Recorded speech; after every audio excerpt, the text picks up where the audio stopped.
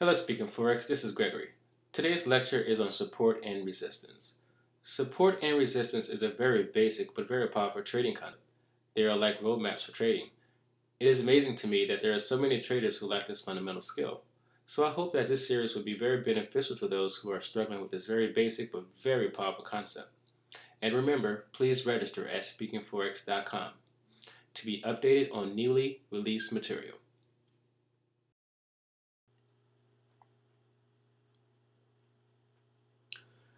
Support and resistance. So what exactly is support and resistance?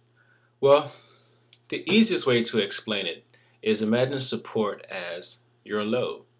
Often, actually, support and load are used interchangeably. Same thing with resistance. Resistance is a high, okay? If you look at any price wave model, remember that we did that 2 videos ago, you know that an uptrend has higher highs and higher lows. And each one of those highs and lows are support and resistance. Okay, so basically we're just swapping terms. Instead of using lows and highs, we're saying support and resistance, at least for the purpose of this lecture. Now when it comes to actual trading, I prefer not to do that because I would prefer not to confuse you. When we're making our trading decisions off of support and resistance, we actually need to take it one step further. But we're going to get to that later in the lecture. So what we're going to review is a price wave model, and then we're going to show you exactly how things work when it comes to support and resistance. So remember, we were talking about the higher highs and higher lows for an uptrend. So by now, this should be a fairly easy concept to understand. So an uptrend has higher highs and higher lows.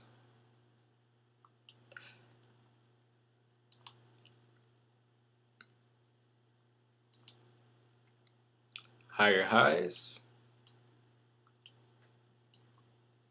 and higher lows.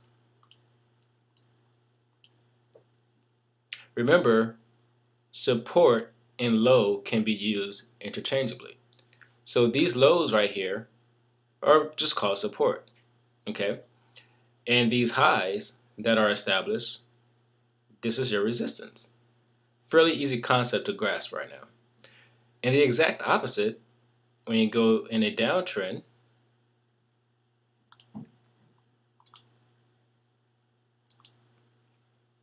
lower lows and lower highs, your lows are support. And your highs are resistance. Now this is directly related to supply and demand.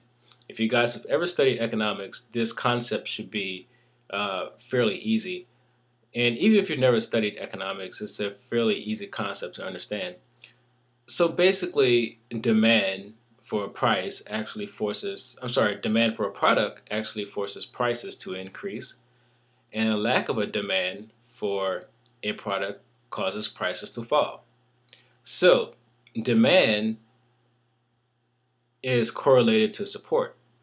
So for instance, if we are in an uptrend here, and we have an established low here, which we will call support, there's an increase in demand at this point, which causes price to turn. As the highs are established, okay, and prices turn, there's a decrease in demand that's causing prices to fall. Okay, and the exact same thing actually exists in a downtrend. So as the low is established and prices start to turn, we have a short-term increase in demand that causes price to increase. And right here, we have a lack of demand that causes prices to fall. Okay, so these highs are basically that the highest price in this particular impulse wave is the highest price someone was willing to pay before the sellers took over the market. And the exact opposite is true here. Once this low is established, this is the lowest price that someone was willing to pay before the buyers came into the market and pushed price up. I should say this is the lowest price a trader was willing to sell before the buyers came into the market and demanded this particular currency pair and push price up. Same scenario here, we have an established low. So the low of this impulse wave is basically the lowest price that was established when the sellers were selling until the buyers came into the market and demanded that prices rise. And conversely, in this situation, as the prices were rising in this corrective wave, this price of this the highest price of this corrective wave is the highest price that someone was willing to pay for before the sellers came into the market and forced price to go down. So it's a very easy concept to grasp. And so we went over stuff like this in the price wave model. So this is what's going on if you want to add some economic theory into it. Now, support and resistance, we were saying that support is synonymous with low and resistance is synonymous with highs. Now, what you would notice is that if you looked at any price chart, remember I recommended that you look at about 20 charts, different currency pairs on different time frames, practice the price wave model, practice marking highs and lows until you couldn't take it anymore and you go crazy and start seeing these things in your sleep. So if you follow my recommendations, this process should be fairly intuitive for you by now. But one thing that you would notice is that as the market formed these price waves, okay, and I'm going to change the color so you can actually see what I'm trying to convey. So let's say it comes out, takes out this low here, and let's say it does that. Now it's making lower lows and lower highs. Let's say it forms a double bottom here, and let's say this high is taken out. So now we have higher highs and higher lows, and let's say we go sideways, and that happens. That should be enough for exercise purposes. All right, so what you would notice is that the highs and the lows in this particular model here, you start to see that they start to converge. Now this is very important, and you have to be cognizant of this because this is the true definition of support and resistance when it comes to trading. So although technically a support is synonymous with a low and resistance is synonymous with a high, for trading purposes what we're looking for is a failure off of a low or a failure off of a high before we take notice. So what I mean by that is, for instance, we have a situation here. Let's change the color once again. I think white would be a good color. We have an established high and we have an established low.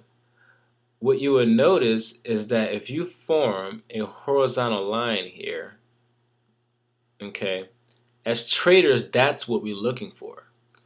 Okay, because once there's a failure here, we know that this is a significant price level. And so we become cognizant of this level. So when we're trading, anytime we're near this level, we're going to take notice. And our trading plan is going to be used accordingly.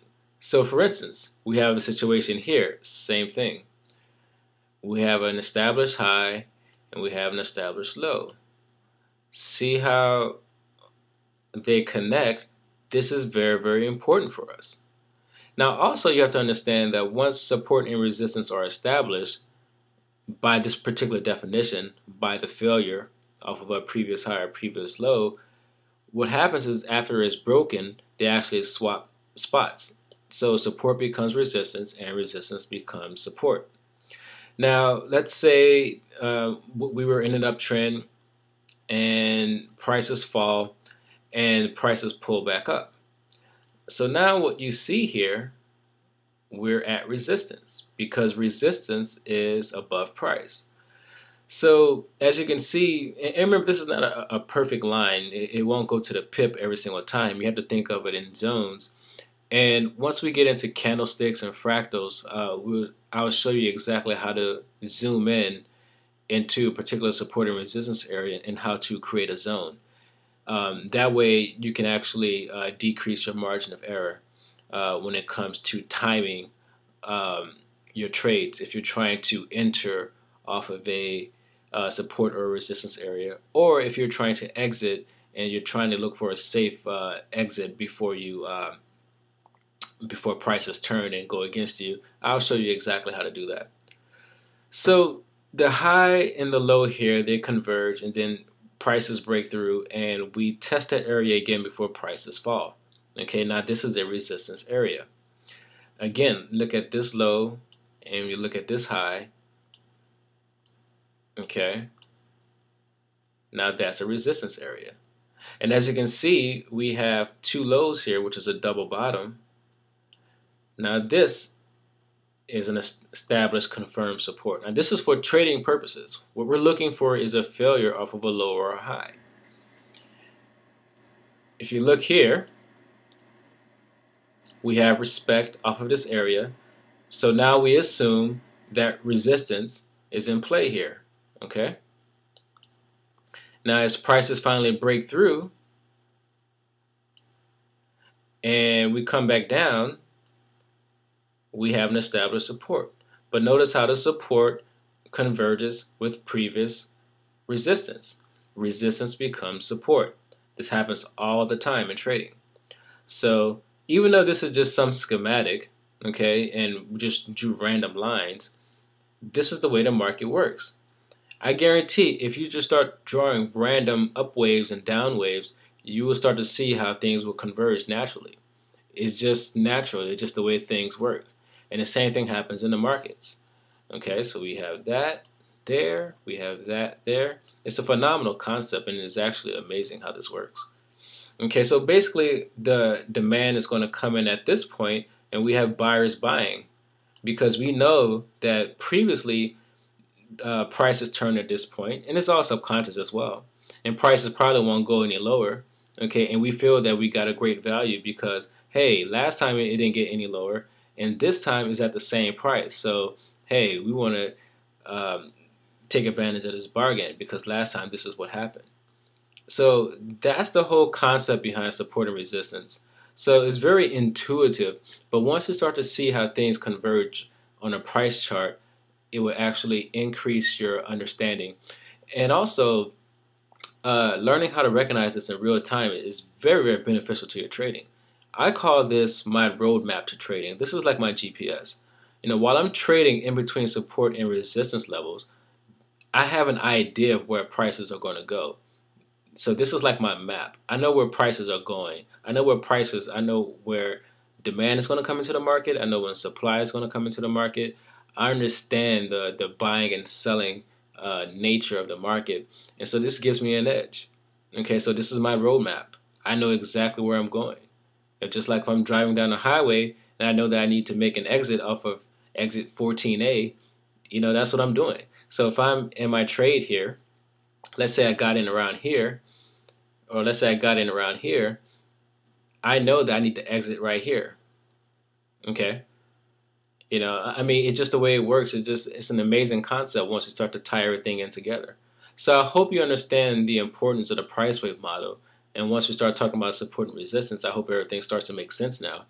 So what I'm going to do is I'm going to pause the video, and we are going to go and pull up a chart and see if we can draw a few lines and see exactly how everything ties together on a real chart. So just sit tight, and I'll be right back.